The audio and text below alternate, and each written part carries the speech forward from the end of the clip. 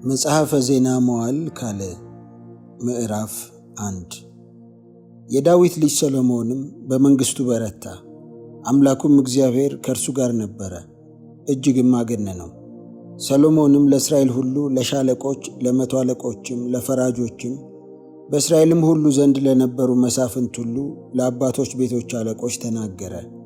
ሰሎሞንም ከእርሱም ጋር ጉባኤው ሁሉ የእግዚአብሔር ባሪያ ሙሴ በምድረ በዳ የሠራው የእግዚአብሔር መገናኛ ድንኳን በዚያ ነበረና በገባዖን ወዳለው የኮረብታው መስገጃ ሄዱ። ለእግዚአብሔር ታቦት ግን ዳዊት በኢየሩሳሌም ድንኳን ተክሎለት ነበርና ዳዊት ከቂርያት የያሪም ወዳዘጋጀለት ስፍራ አምጥቶት ነበር።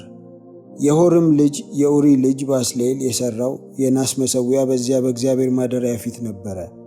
ሰሎሞንም ጉባኤውም ይህን ይፈልጉት ነበር። ሰሎሞንም በእግዚአብሔር ፊት በመገናኛው ድንኳን አጠገብ ወዳለው ወደ ናሱ መሠዊያ ወጣ። በዚያም 1000 የሚቃጠል መሥዋዕት አቀረበ። በዚያም ሌሊት እግዚአብሔር ምን እንድሰጥህ ለምነኝ ሲል ለሰሎሞን ተገለጠ። ሰሎሞንም እግዚአብሔርን አለው፣ ከአባቴ ከዳዊት ጋር ታላቅ ምሕረት አድርገሃል፣ በእርሱም ፋንታ አንግሠኸኛል። አሁንም አቤቱ አምላክ ሆይ ቁጥሩ እንደ ምድር ትቢያ በሆነው በብዙ ሕዝብ ላይ አንግሠኸኛልና ለአባቴ ለዳዊት የሰጠኸው ተስፋ ይጽና። አሁንም በዚህ ሕዝብ ፊት እወጣና ገባ ዘንድ ጥበብንና እውቀትን ስጠኝ። ይህን በሚያህል በዚህ በታላቅ ሕዝብ ላይ ይፈርድ ዘንድ የሚችል የለምና።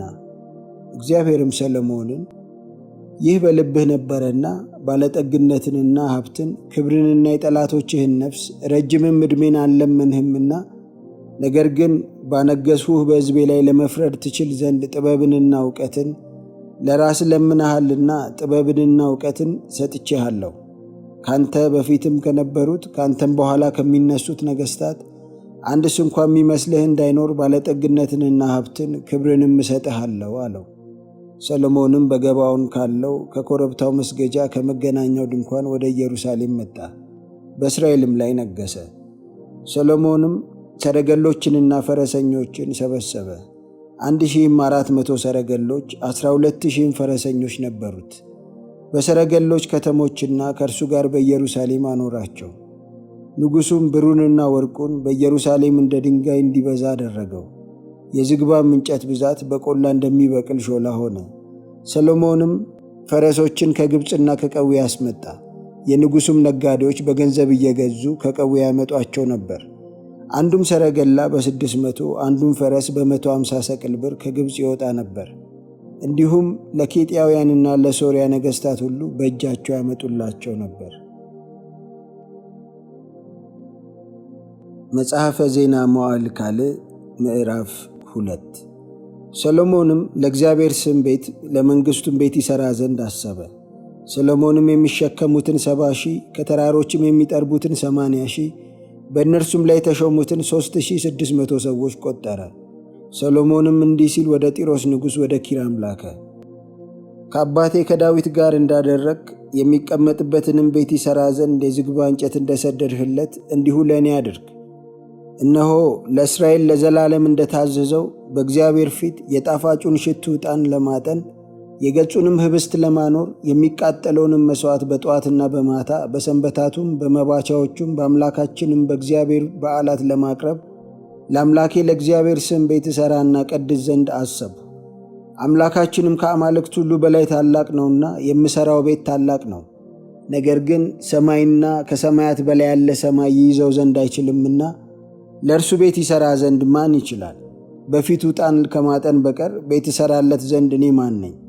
አሁንም አባቴ ዳዊት ካዘጋጃቸው በእኔ ዘንድ በይሁዳና በኢየሩሳሌም ካሉት ብልሃተኞች ጋር የሚሆን ወርቁንና ብሩን፣ ናሱንና ብረቱን፣ ሐምራዊውንና ቀዩን፣ ሰማያዊውንም ግምጃ የሚሠራ ቅርጽንም የሚያውቅ ብልሃተኛ ሰው ላክልኝ።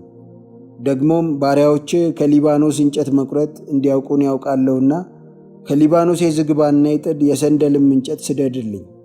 የምሠራውን ቤት እጅግ ታላቅና ድንቅ ይሆናልና ብዙ እንጨት ያዘጋጁልኝ ዘንድ እነሆ ባሪያዎቼ ከባሪያዎች ጋር ይሆናሉ። እነሆም እንጨቱን ለሚቆርጡ ለባሪያዎች 20,000 የቆሮስ መስፈሪያ የተበጠረ ስንዴ፣ 20,000 የቆሮስ መስፈሪያ ገብስ፣ 20,000 የባዶስ መስፈሪያ የወይን ጠጅ፣ 20,000 የባዶስ መስፈሪያ ዘይት እሰጣለሁ። የጢሮስ ንጉሥም ኪራም እግዚአብሔር ሕዝቡን ወዷልና በላያቸው አነገሰ ብሎ ለሰሎሞን መልእክት ላከ። ኪራምም ደግሞ አለ፣ ሰማይንና ምድርን የፈጠረ ለእግዚአብሔርም ቤት ለመንግሥቱም ቤት ይሠራ ዘንድ ጥበበኛና ብልሃተኛ አስተዋይም ልጅ ለንጉሡ ለዳዊት የሰጠ የእስራኤል አምላክ እግዚአብሔር ቡሩክ ይሁን። አሁንም ከብልሃተኞች ጋር ከጌታዬም ከአባትህ ከዳዊት ብልሃተኞች ጋር ይሆን ዘንድ ኪራም አቢ የሚባል ብልሃተኛና አስተዋይ ሰው ሰድጄልሃለሁ። እናቱ ከዳን ልጆች ናት፣ አባቱም የጢሮስ ሰው ነው። ወርቁንና ብሩንም ናሱንና ብረቱን ድንጋይንና እንጨቱን ሐምራዊውንና ሰማያዊውን ቀዩንም ግምጃ ጥሩንም በፍታ ይሠራ ዘንድ ቅርጽም ሌላም ነገር ሁሉ ያደርግ ዘንድ ያውቃል። አሁንም ጌታዬ የተናገረውን ስንዴውንና ገብሱን ዘይቱንና የወይን ጠጁን ወደ ባሪያዎቹ ይስደድ። እኛም ከሊባኖስ የምትሻውን ያህል እንጨት እንቆርጣለን፣ በታንኳም አድርገን በባሕር ላይ ወደ አንተ ወደ ኢዮጴ እንሰዳለን። አንተም ወደ ኢየሩሳሌም ታስወስደዋለህ። ሰሎሞንም በእስራኤል ምድር የነበሩትን መጻተኞች ሁሉ አባቱ ዳዊት እንደቆጠራቸው ቆጠረ። 153,600 ተገኙ። ከእነርሱም የሚሸከሙትን 70,000 በተራሮችም ላይ የሚጠርቡትን 80,000 በሕዝቡም ሥራ ላይ የተሾሙትን 3,600 አደረገ። መጽሐፈ ዜና መዋዕል ካልዕ ምዕራፍ 3 ሰሎሞንም እግዚአብሔር ለአባቱ ለዳዊት በተገለጠበት በሞሪያ ተራራ ዳዊት ባዘጋጀው ስፍራ በኢያቡሳዊው በኦርና አውድማ በኢየሩሳሌም የእግዚአብሔርን ቤት መሥራት ጀመረ። በነገሰም በ4ኛው ዓመት በ2ኛው ወር መሥራት ጀመረ። ሰሎሞንም የእግዚአብሔርን ቤት ይሠራ ዘንድ የጣለው መሠረት ይህ ነው። ርዝመቱም በድሮው ስፍር 60 ክንድ ወርዱም 20 ክንድ ነበረ። በቤቱም ፊት የነበረው ወለል ርዝመቱ እንደ ቤቱ ወርድ 20 ክንድ ቁመቱም 120 ክንድ ነበረ። ውስጡንም በጥሩ ወርቅ ለበጠው። ታላቁንም ቤት በጥድ እንጨት ከደነው፣ በጥሩም ወርቅ ለበጠው። የዘንባባና የሰንሰለት አምሳል ቀረጸበት። ቤቱንም በዕንቁ አስጌጠው። ወርቁም የፈርዋይም ወርቅ ነበረ። ቤቱንም ሰረገሎቹንም መድረኮቹንም ግንቦቹንም ደጆቹንም በወርቅ ለበጠ። በግንቦቹም ላይ ኪሩቤልን ቀረጸ። ቅድስተ ቅዱሳኑንም ሠራ። ርዝመቱም እንደ ቤቱ ወርድ 20 ክንድ ወርዱም 20 ክንድ ነበረ። 600 መክሊት በሚያህል በጥሩ ወርቅ ለበጠው። የምስማሮቹም ሚዛን 50 ሰቅል ወርቅ ነበረ። የደርቡንም ጓዳዎች በወርቅ ለበጠ። በቅድስተ ቅዱሳኑም ውስጥ ከእንጨት ሥራ 2 ኪሩቤልን ሠራ፣ በወርቅም ለበጣቸው። የኪሩቤልም ክንፎች 20 ክንድ ሙሉ ተዘርግተው ነበር። የአንዱ ኪሩብ ክንፍ 5 ክንድ ነበረ፣ የቤቱንም ግንብ ይነካ ነበረ። ሁለተኛው ክንፍ 5 ክንድ ነበረ፣ የሁለተኛውንም ኪሩብ ክንፍ ይነካ ነበር። የሁለተኛውም ኪሩብ ክንፍ 5 ክንድ ነበረ፣ የቤቱንም ግንብ ይነካ ነበር። ሁለተኛውም ክንፍ 5 ክንድ ነበረ፣ የሌላውንም ኪሩብ ክንፍ ይነካ ነበር። የእነዚህም ኪሩቤል ክንፎች 20 ክንድ ሙሉ ተዘርግተው ነበር፣ በእግራቸውም ቆመው ነበር። ፊቶቻቸውም ወደ ቤቱ ይመለከቱ ነበር። ከሰማያዊውም ከሐምራዊውም ከቀዩም ሐር ከጥሩም በፍታ መጋረጃውን ሠራ፣ ኪሩቤልንም ጠለፈበት። በቤቱም ፊት ቁመታቸውን 35 ክንድ የነበረውን 2ቱን ዓምዶች ሠራ። በእያንዳንዳቸውም ላይ የነበረው ጉልላት 5 ክንድ ነበረ። እንደ ድሬ ያሉ ሰንሰለቶችንም ሰርቶ በአዕማዱ ራስ ላይ ያደረጋቸው። 100 ሮማኖች ሰርቶ በሰንሰለቱ ላይ ያደረጋቸው። አዕማዶቹንም አንደኛውን በቀኝ ሁለተኛውን በግራ በመቅደሱ ፊት አቆማቸው።